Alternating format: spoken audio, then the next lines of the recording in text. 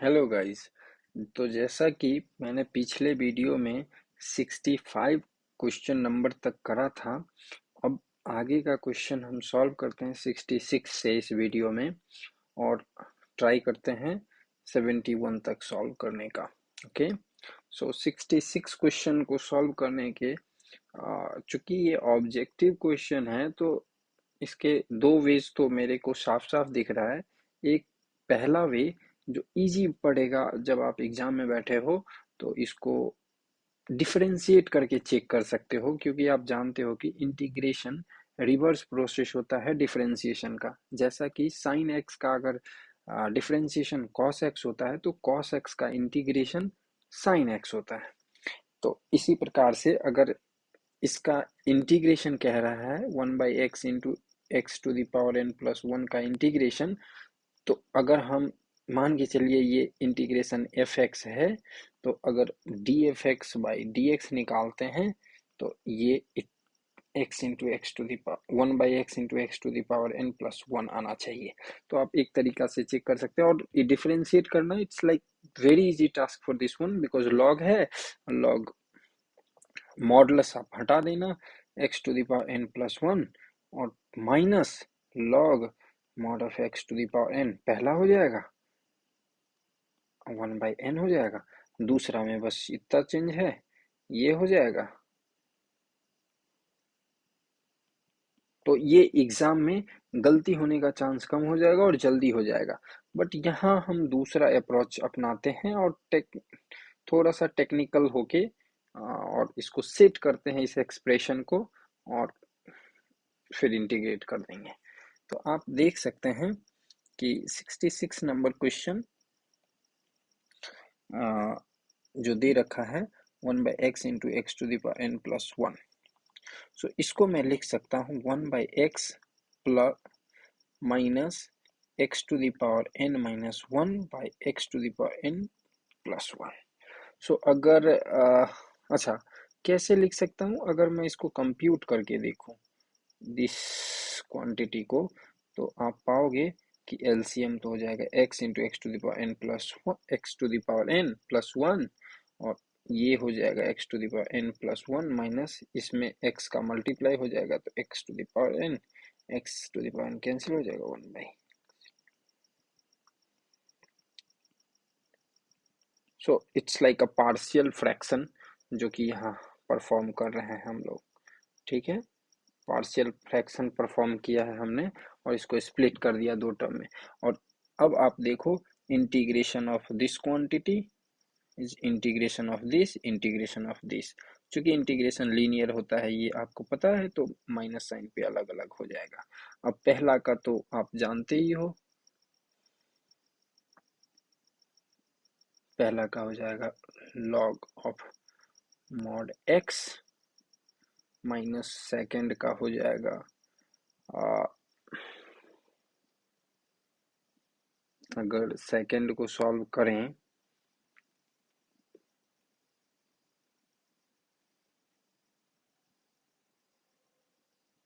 Yes, तो अगर second को सॉल्व करते हैं तो ये बहुत इजी है, क्योंकि आप सेकंड वाले क्वेश्चन को ध्यान से देखिए, ये x⁻n-1 है, x⁻n-1 है, तो आप ध्यान से देखिए, तो ये ओके, इसको मैं लिख सकता हूँ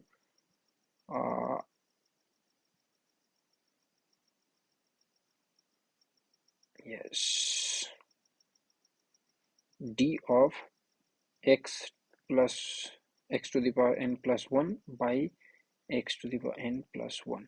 ये तो समझ आया, क्योंकि इसका डिफरेंशिएशन करने पे dx⁻n+1 n x⁻n-1, और ये तो जीरो हो जाएगा और dx हो जाएगा, और ये n एक्स्ट्रा यहाँ आ रहा है तो 1/n से डिवाइड कर देता हूँ। ठीक है, तो हो गया। सो जो आंसर आता है हम लोगों को, ये आता है x mod of x 1/n और log of mod। अगेन अगर ये t है तो ये वी हो जाएगा, तो ये हो जाएगा डी टी बाई टी, और इसका इंटीग्रेशन हो जाएगा लॉग मॉड टी, टी का वैल्यू है x to the power n plus one. ठीक है, और फिर इस दोनों को, अच्छा एक काम और यहाँ पे कर देते हैं,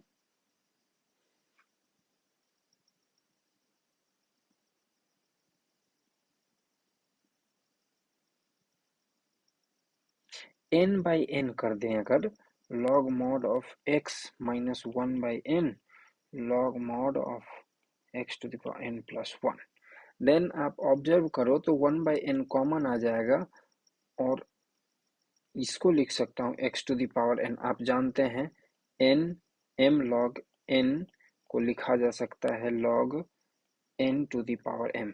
इस प्रॉपर्टी का मैं यूज कर रहा हूँ यहाँ पे, तो इस प्रॉपर्टी से मैंने इस वाले n को इसके एक्सपोनेंट में लेके चला गया, और इसको वन बाई एन कॉमन ले लिया, log mod of x to the power n plus one, और there will be a constant which is independent of x। तो अब c जोड़ दो, ये मैटर नहीं करता है उतना, बट c जुड़ा होना चाहिए। तो ये फिर दो क्वांटिटी है, डिवाइड में है और लॉग लगा हुआ है, तो आप जानते हैं कि उसको, सॉरी, दो क्वांटिटी है और लॉग लगा हुआ है और सब्ट्रैक्शन में है, तो आप उसको डिवाइड में लिख सकते हो। तो इसको लिखा जा सकता है x to the power n by x to the power n plus one, और प्लस सी, जो कि आई थिंक ये आंसर हो जाएगा, x to the power n by x to the power n plus one by C. और derivative से आप check कर सकते हो, और वो बहुत जल्दी हो जाएगा। ये इसलिए मैं कह रहा था कि इसको ब्रेक करना एग्जाम में समटाइम्स याद ना आए, ठीक, लेकिन डेरिवेटिव आपका काम करेगा मोस्ट ऑफ द टाइम।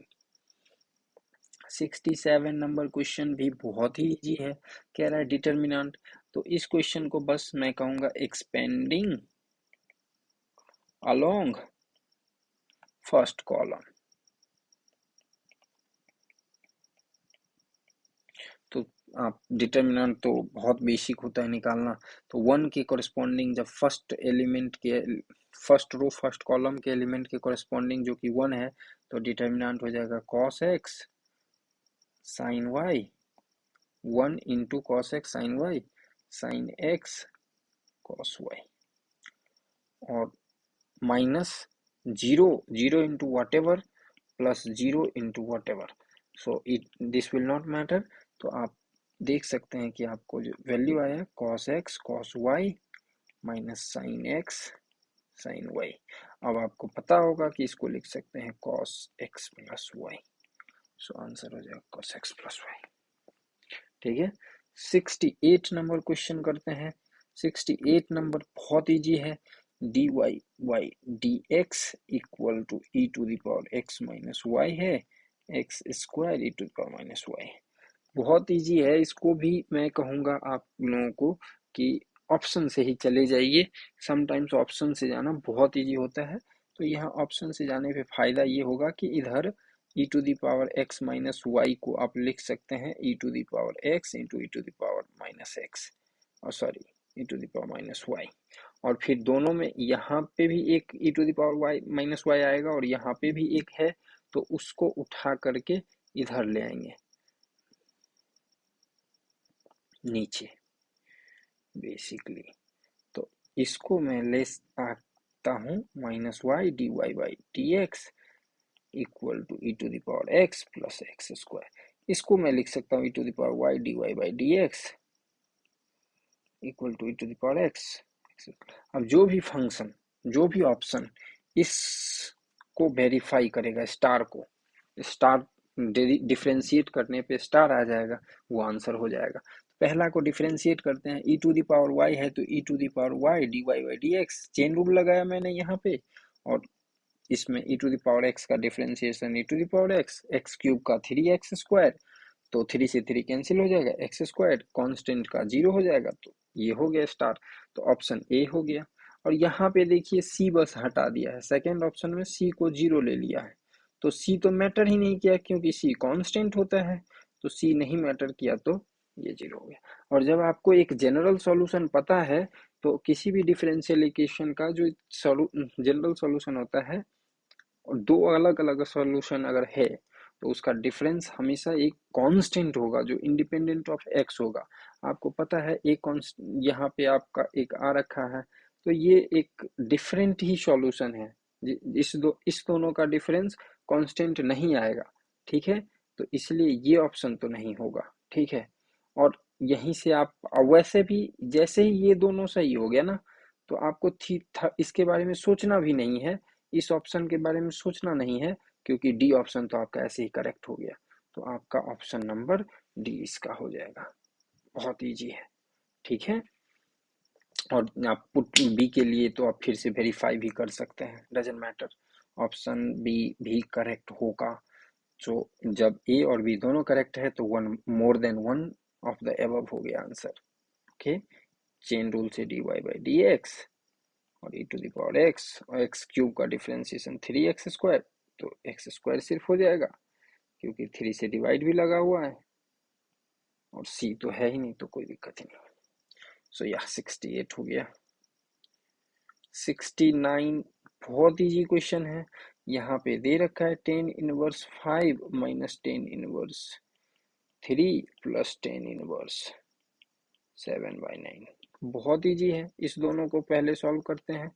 तो 10 इनवर्स, आपको पता है 10 inverse a minus 10 inverse b equal to होता है a 10 inverse a minus b by 1 plus, यहाँ अगर माइनस है तो यहाँ अगर माइनस है तो यहाँ प्लस होता है और मल्टीप्लाई हो जाता है 5 इंटू 3 और प्लस 10 इनवर्स 7/9।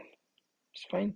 सो अब इसको सॉल्व करते हैं। 10 इनवर्स 5 माइनस 3 2 बाई 5 3 जा 15 1 16। सो यस, तो मैं इसी स्टेप में इसको और थोड़ा सा छोटा कर देता हूँ, इसको 1/8 लिख सकता हूँ 2/16 को, और फिर से 10 ए प्लस बी लगाऊंगा तो 10 इनवर्स ए प्लस 10 इनवर्स बी लगाऊंगा तो 1/8 प्लस 7/9। और जब यहाँ प्लस आया है तो मैंने अभी बताया था यहाँ माइनस आएगा, 1 माइनस दोनों का प्रोडक्ट। और जब इसको सॉल्व करेंगे तो आ जाएगा 10 इनवर्स 72 9 प्लस 56 बाई 72 माइनस 7/72।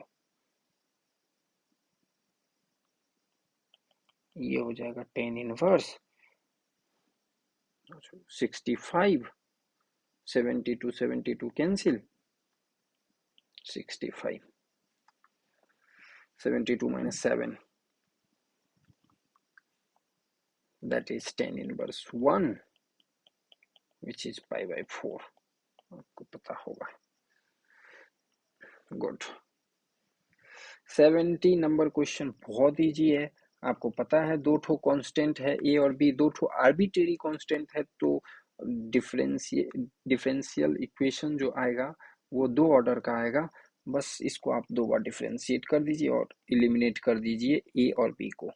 तो d y by d x निकालिएगा तो ए तो बाहर है, कॉस एक्स प्लस बी।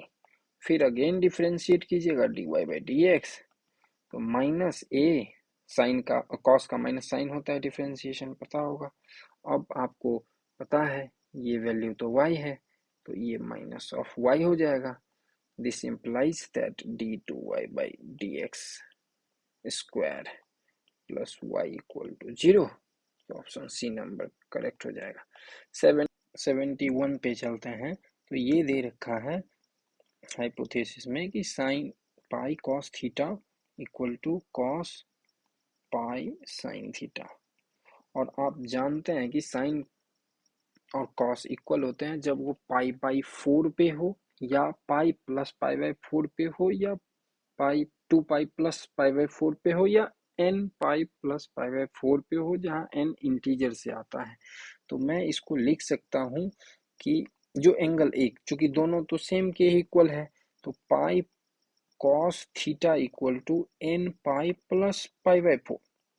तो जब भी pi cos theta equal to n pi plus पाई/4 होगा, तो ये value n belonging to z हो and same at the same time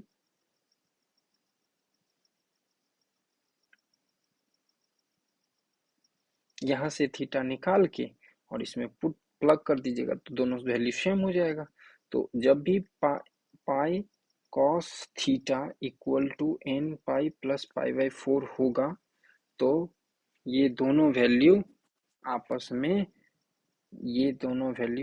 में बराबर होंगे। ओके,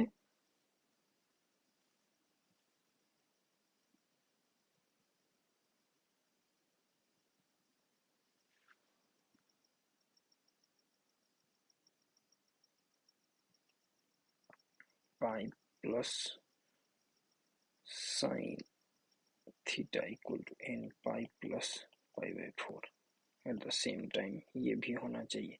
तो यहाँ से ये पता चल गया कि cos theta equal to pi plus n plus 1/4 n belonging to z and sine theta भी n प्लस 1/4 होना चाहिए। इसका मतलब cos square theta minus sine square theta equal to 0 होना चाहिए, जो कि cos 2 थीटा के इक्वल होगा।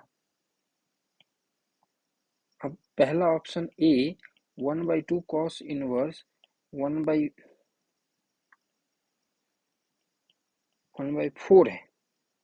अगर ये थीटा का वैल्यू है तो cos 2 थीटा इक्वल टू 1/4 हो जाएगा, जो कि 0 नहीं है।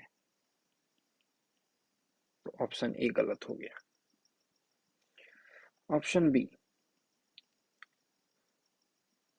तो ये cos theta equal to n plus 1/4 होना चाहिए, जहां पे n इंटीजर से है। तो आप कोई भी n का वैल्यू ऐसा लीजिए। अच्छा, यहाँ अगर theta equal to cos inverse 3/4 है, इसका मतलब cos थीटा इक्वल टू 3/4। अब कोई cos थीटा तो हमारा मिल चुका है, ऐसा फॉर्मेट का है, तो कोई भी n होगा इंटीजर में सच दैट n प्लस 1/4 करने पे 3/4 आ जाएगा। इसका मतलब n इक्वल टू 3/4 माइनस 1/4 2/4 हो जाएगा। ओके, मैं right? 3/4 minus 1/4 equal to 2/4 which is 1/2। तो ऐसा क्या n होगा? n का वैल्यू 1/2 हो सकता है? कॉन्ट्राडिक्शन, मतलब ऑप्शन भी गलत है। ऑप्शन सी पे चलते हैं। ये कहता है कि साइन 2 थीटा, जब थीटा इक्वल टू अगर इतना होगा तो साइन 2 थीटा, ये सही ऑप्शन नहीं है। इसको मैं मतलब अगर ऑप्शन सी चेक करने के लिए जाऊं तो theta equal to 1/2 sine inverse अगर लेके चलूं तो साइन 2 थीटा, ये 2 इधर आ जाएगा और साइन इधर आ जाएगा, तो साइन 2 थीटा इक्वल टू आ गया 3/4। इसका मतलब हुआ 2 sine theta into cos theta equal to 3/4। जब इसका मतलब, और अच्छा, साइन थीटा का वैल्यू भी n प्लस 1/4 है और cos थीटा का भी वैल्यू n प्लस 1/4 है और साइन थीटा का भी वैल्यू n प्लस 1/4 है। इसका मतलब sine theta into cos theta equal to n plus 1/4 का होल स्क्वायर इक्वल टू 3/8। ये 2 अगर इधर लेके जाएंगे तो यहां से भी आप आसानी से कह सकते हैं कि there does not exist any n belonging to integer such that n plus 1/4 equal to √3/8। समझे? कोई इंटीजर नहीं मिलेगा, नहीं तो ये रेशनल इरेशनल हो गया, एक तरफ रेशनल है एक तरफ इरेशनल है, तो ऐसा हो नहीं सकता है। तो ऑप्शन सी भी डिस्कार्ड हो गया। समझे? तो ये ऑप्शन सही हो जाएगा। बहुत इजी क्वेश्चन है, आप देख सकते हैं, बस एक लाइन का कॉन्सेप्ट यहाँ इस क्वेश्चन में मेन पॉइंट ये था। ठीक, ओके। सो हाँ, तो इसी के साथ 71 क्वेश्चन तक हो गया है हम लोगों का। आगे फिर बात करेंगे हम लोग नेक्स्ट वीडियोज में। 71 तक हम लोगों ने डिस्कस कर रखा है, 72 से नेक्स्ट वीडियो में बात करेंगे। Stay connected with this channel. You will get new updates every day. Thank you for watching this videos, और शेयर करते रहिए, लाइक करते रहिए और देखते रहिए चैनल।